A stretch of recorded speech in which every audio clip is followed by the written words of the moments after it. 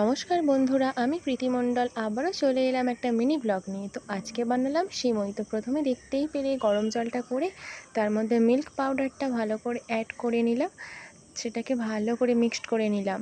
তো আজকেই খুব খেতে ইচ্ছে করছিল, তো নিজেই বানিয়ে ফেললাম বাড়িতে সিমই। ভালো করে এক প্যাকেট দুধ নিয়েছিলাম, 4 কাপ জলে ভালো করে মিক্সড করে নিলাম ভালো করে মিক্সড করে। তো আমি এই প্রথম বানাচ্ছি, জানি না কেমন হবে, কেমন খেতে হবে। তো মা একটু কাজে ব্যস্ত ছিল বলে আমি নিজেই করে নিচ্ছিলাম। তো দেখো, তারপরে কড়াইয়ের মধ্যে সিমইটা দিয়ে দিলাম। তো অল্পই একটু করছিলাম, যেহেতু ফার্স্ট টাইম করছি তো তাই অল্পই করছি, কেমন হবে কি না হবে জানি না। দেখো, হালকা লাল লাল করে ভেজে নিচ্ছি।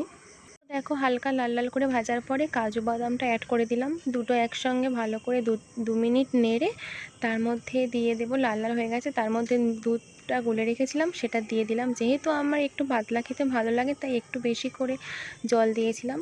এর মধ্যে দিলাম দু চামচ সুগার আর দিলাম অল্প একটু সল্ট। তো দেখো, হয়ে গেছে রেডি। তো এবার নামিয়ে নেব। তো আজকের এই মিনি ব্লগটা কেমন লাগলো একটু কমেন্ট করে জানিও। টাটা, সবাই ভালো থেকো। টাটা।